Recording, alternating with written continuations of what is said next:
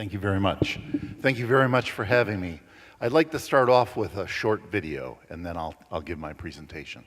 So if we could roll the video.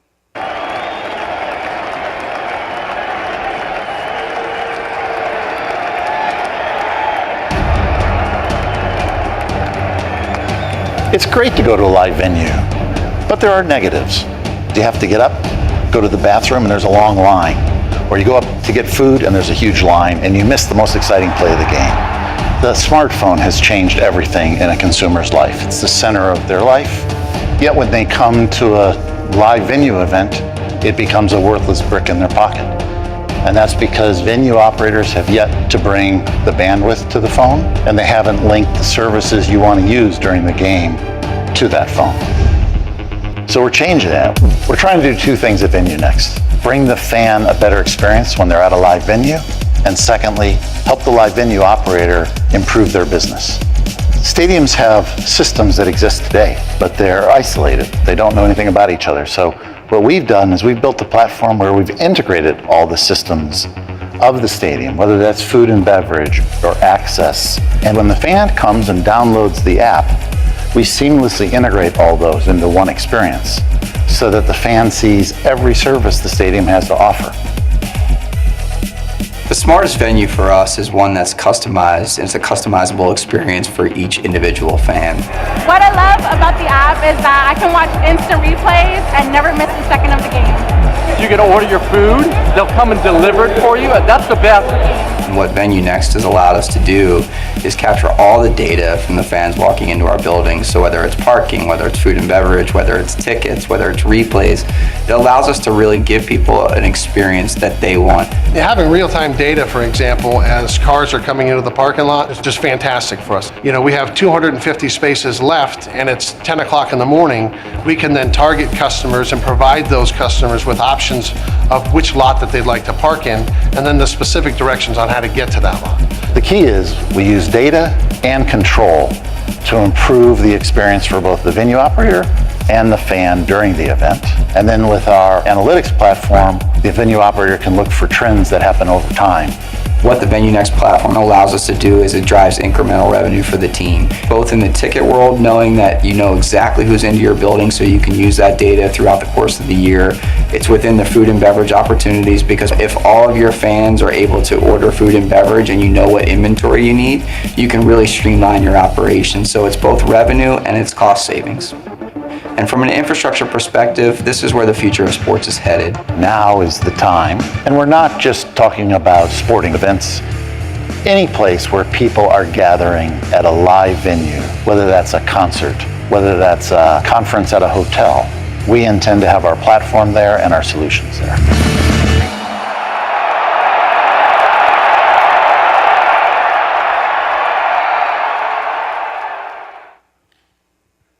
Thank you. So as I said in the video, we've got two goals at VenueNext. One, improve the fan experience through the smartphone, through integration of the systems in the venue, and through great networking that now venues are starting to put in. When I first did this video, there were very few venues you could go to where your smartphone would work very well. That's rapidly changing. The second is to improve the business of the venue by giving that venue operational control, a way to talk directly to a fan in a personalized way. And I'll try to explain a few of those. If we think about what we're trying to do for the guest, one, we're trying to give them a personalized experience. We want them to know when they're in the venue that we know who they are, and we're going to ease the friction of going to a live event. When the San Francisco 49ers called me to form VenueNext and build this, they knew they wanted to be technologically advanced because they were in Silicon Valley. But the second one is that staying home on the couch is a pretty nice place to watch a sporting event. People explain it to you, the food's cheap, there's never a line to the bathroom. But yet, of course, going to a live experience is great. Could we use technology, the smartphone, to basically remove the friction points that happen when you go to an event? Help you find your way around, deliver you food right to your seat so that you can have a much more enjoyable experience in the live venue. And then finally, and I'll talk about this later with something we've done with the Orlando Magic, can we help the fan with the investment in time and money of going to that live venue, kind of choose how to use that investment during the event? As it relates to the operator or the team, whoever is our customer, the first and foremost thing is who's in the venue.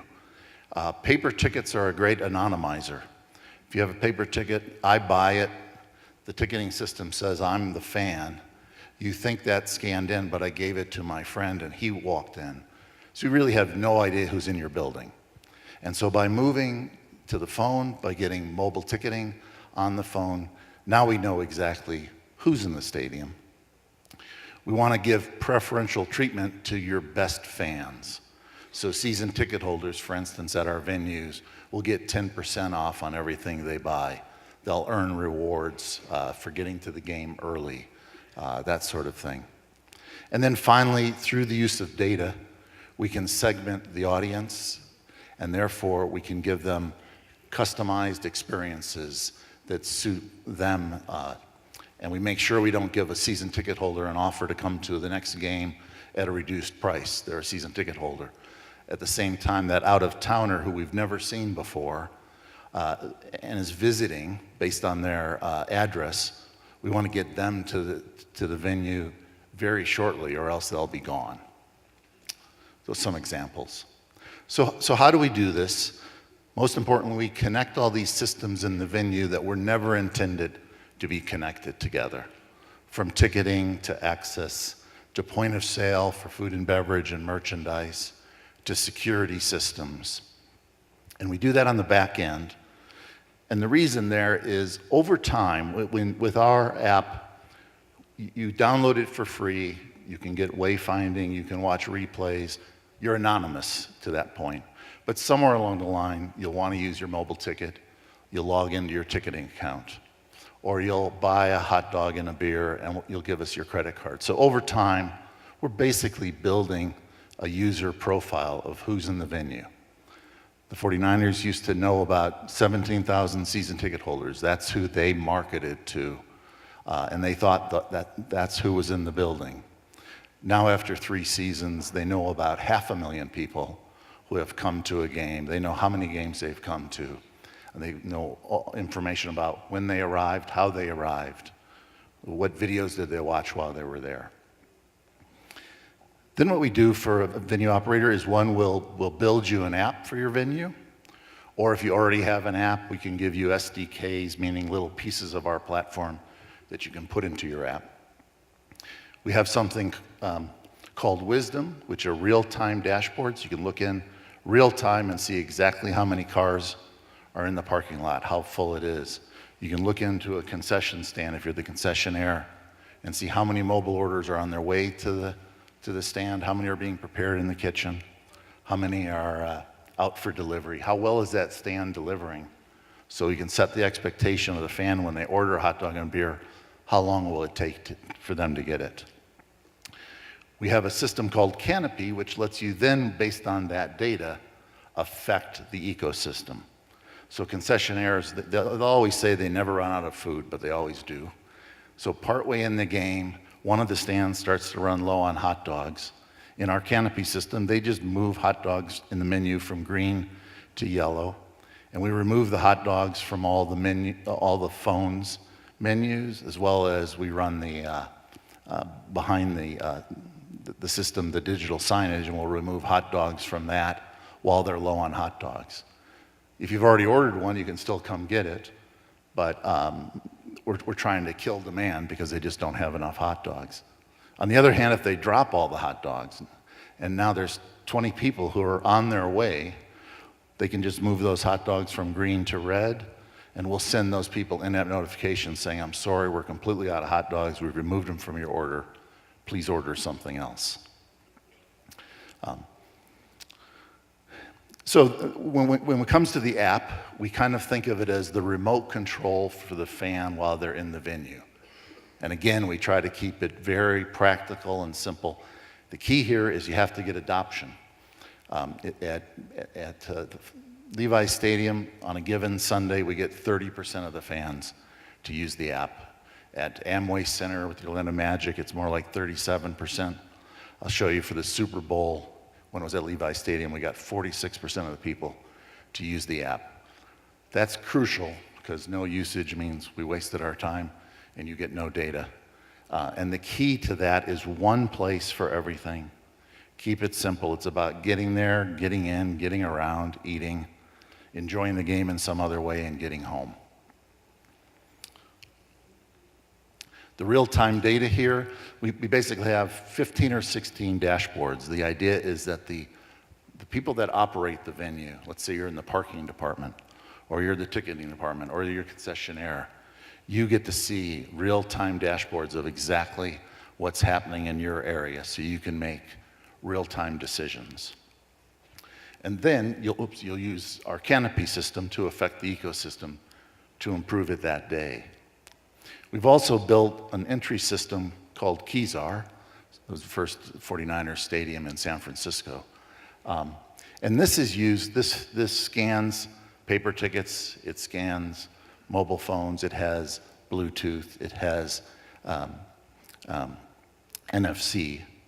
And it really turns, what we want to do is make guests feel welcome again. So rather than having ticket scanners where it's a toll taker, they self-scan in. This thing turns green if you got a good ticket, red if you got a bad ticket, flashing red if we've put you on the no-fly list and security should grab you, blue if you're a VIP. And the VIP is a very nice thing. We'll use that, for instance, the Orlando Magic use it when they detect that a season ticket holder is in, it's possible they won't renew. Based on their data, they can kind of detect that.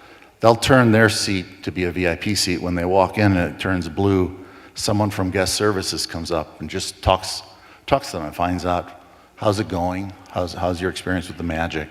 And tries to do a service recovery right there. Or Levi's, when there's a college football game and they don't sell out, they'd like to move everybody from the upper bowl down so they don't have to open concession stands. It looks better on television, and you don't want fans lonely up in the upper deck. We mark all those as VIP. When they come in, they turn blue. Someone walks up, says, hey, I've got some better tickets for you tonight.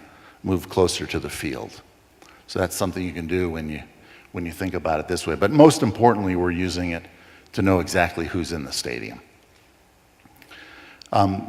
Since we launched at Levi's in 2014, we've been out in the market. And these are some of our customers, some won't let us tell you about yet until we launch for their season. But we went after kind of the top brands. We have customers in the NFL, in the NBA, in the NHL. We have horse racing. We've done the Kentucky Derby. We'll do Belmont Stakes this year. We're hockey with SAP Center and the Boston Bruins. So I just wanted to show you some stats that when we had the Super Bowl at Levi's, a little more than a year ago now, it wasn't in Atlanta, or in the one that was just held in Houston. We had tremendous adoption of mobile. We were a little worried because the NFL likes their brand, so they didn't want us to use the Levi's Stadium app that day. So we built a special version of the Levi's Stadium app, just called the Super Bowl app. Through pretty powerful marketing by the NFL, we got 46% of the people to use the app that day. It's the highest we've ever had. It's the first time we ever did the express pickup of merchandise. That was so popular, we ran out of merchandise before the game began. A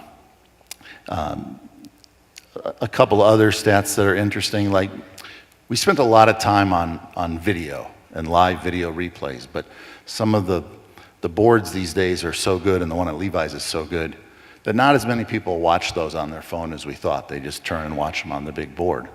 But at the Super Bowl, the one thing you can't see are the commercials. So, of course, we showed, as soon as the commercials aired on television, you could watch them in your app if you're at the Super Bowl. And that day, we got a huge jump in video usage. Wayfinding was really important that day because most people that come to the Super Bowl have never been to Levi's Stadium before. So it's a very successful day, and the NFL got all that data about all those people that come to the Super Bowl. The 49ers in their first season have gone public and said that it's been worth $2 million. One of the issues you have if you have a stadium is this putting in this Wi-Fi, great Wi-Fi network, and all this bandwidth is expensive. How can I monetize it? How can I pay off that investment? And our answer would be put our platform on top of it and monetize your fans. So that $2 million is a combination of sponsorship that goes off of the wall and goes into the app. It's a combination of being able to go to mobile ticketing where you don't have to design, print, and ship tickets. It goes to just checking parking. Many venues don't really check parking passes. We check them with barcodes. We found at the first game 10% of the parking was fraudulent. It was really season ticket holders who copy their parking pass, give them to their friends. We went to the underlying barcode, sent them a little nice email saying, you should check to make sure your parking pass aren't being abused. The next game it was down to 1%. That's $125,000 of parking revenue they were losing per game. When it comes to food and beverage, your per caps go up. It's more convenient to order in your seat. You tend to order more. So this is a platform that really can give you an immediate return. I want to just talk a little about the Orlando Magic and how they're redefining really the season ticket. So if you think about the NBA, there's 41 home games. I want to be a season ticket holder, but not many people can go to 41 games unless you're a real fanatic fan without a job, I think. So you're going to go to a dozen games. So you kind of feel like you just overpaid by a factor of 4 for the games you're going to go to. And now you're burdened with 30 games that you have to get rid of. Maybe you sell them on the secondary market. Maybe you give them away. Or worst case, they end up in your drawer at the end of the season and you go, oh, did I waste a lot of money? What we do with the Magic through our partnership with Ticketmaster and with a company called Experience, fans can return their season ticket right up until game time for any game throughout the season. We give them full cash credit back of what that ticket was allocated as part of their season ticket pass in something we call Magic Money. You don't have to convert it. A dollar is a dollar. And you can use that for any service in the venue. You can buy beers with that. You can buy food with that. You can buy parking with that. You can buy better seats and upgrade your seats. So many fans will get season tickets up a little higher.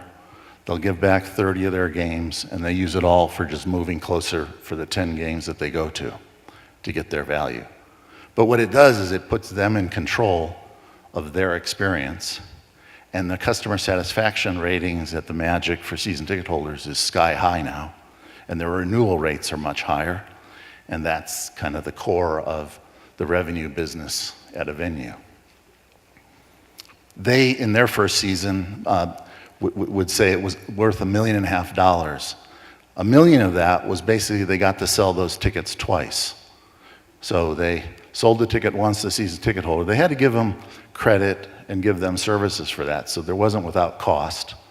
But then they could sell that ticket again to another fan and make sure that the seats were full instead of empty when season ticket holders leave the tickets in the drawer and don't show up.